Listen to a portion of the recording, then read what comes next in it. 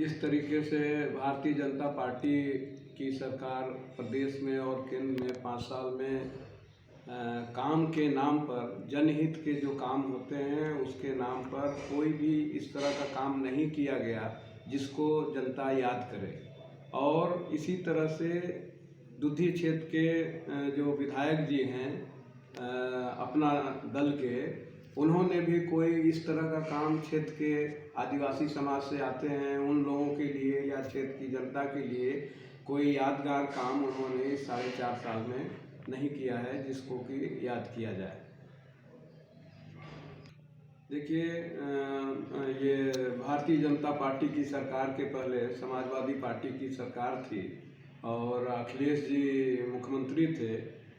प्रदेश में तो बड़े पैमाने पे उन्होंने बहुत से काम किए, उसको सारे लोग जानते हैं।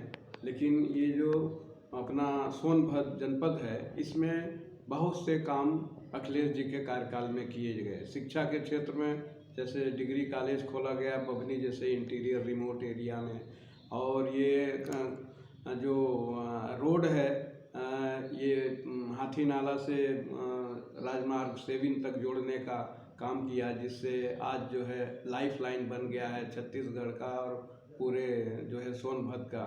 इस तरह बभनी का भी रोड, और सबसे बड़ा काम जो है अभी सिंचाई के क्षेत्र में जो 30-40 साल से पेंडिंग में था, उसमें सारा पैसा उन्होंने करीब 3,500 करोड़ दे के 90% काम उसमें पूरा करा दिया। और इस 4.5 साल में वो 10% काम बाकी था, उसको भारतीय जनता पार्टी के लोग करवा सकते थे लेकिन उन्होंने नहीं कराया, जिससे कि किसानों को यहाँ पर जो मुख्य पेशा खेती का है, और ये इस योजना के पूरा होने से ये भी क्षेत्र जो है धान उत्पादक केंद्र बन जाता, सैकड़ों राइस मिल बन जाते। ये काम नहीं हो पाया।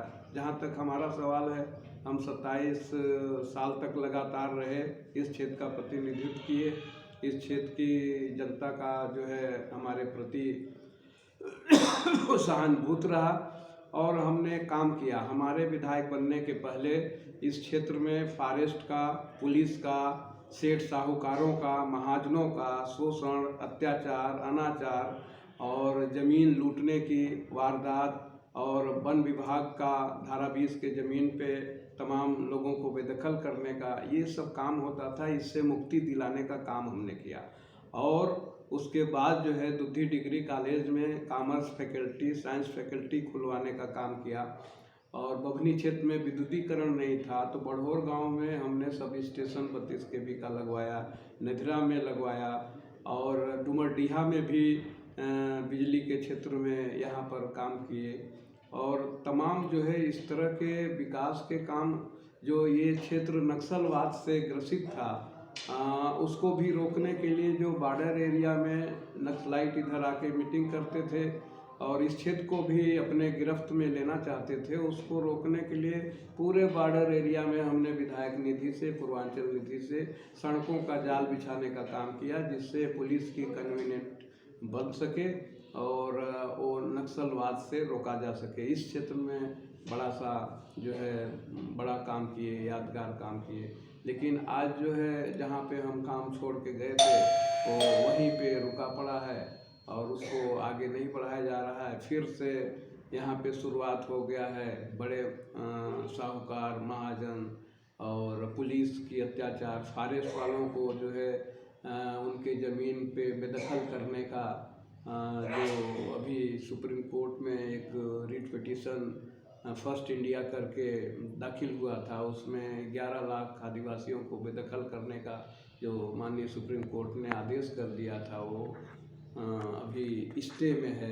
लेकिन यहाँ फॉरेस्ट के लोग बेदखल ज़बरदस्ती कर रहे हैं। ये प्रॉब्लम सर उठा रहा है और गरीबों का ज़मीन जो सर्वे सेटलमेंट में यहाँ पे बड़े बड़े लोग पैसे के बल पे लूट लिए थे, उसको इस समय पुलिस कब्जा करवा रही है। ये तमाम काम अत्याचार, अनाचार हो रहा है, जिस ओर से यहाँ के जो जनप्रतिनिधि चुने हुए हैं उनका ध्यान इस ओर नहीं है।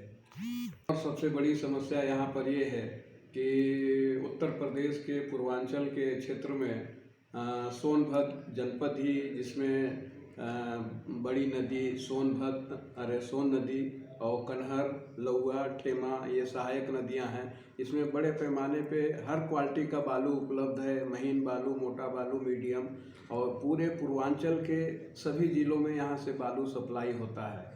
लेकिन इस सरकार, उत्तर प्रदेश सरकार का ढुलमुल नीति के कारण, स्पष्ट खनन नीति न बनने के कारण यहाँ बड़े पैमाने पे बालू का चोर बाजारी और तस्करी का काम जो शुरू हो गया है। जो बालू हम लोगों के समय में 500 रुपये में एक टाली गरीबों को, किसानों को मिल जाता था अपना घर मकान बनाने के लिए, आज जो है 6000 रुपये खर्च होने के बाद भी नहीं मिल पा रहा है उन लोगों को। इसमें पता चलता है कि बड़े नेता, स्थानीय विधायक और जो छुटभइये नेता भारतीय जनता पार्टी के हैं, इन सब के मिली भगत से जो ट्रैक्टर टाली से बालू निकालने का काम होता है, इनके भी इशारे पे होता है और ये बंदरबाट करते हैं। इसलिए बालू यहाँ पर किसानों के लिए बहुत महंगा हो गया है।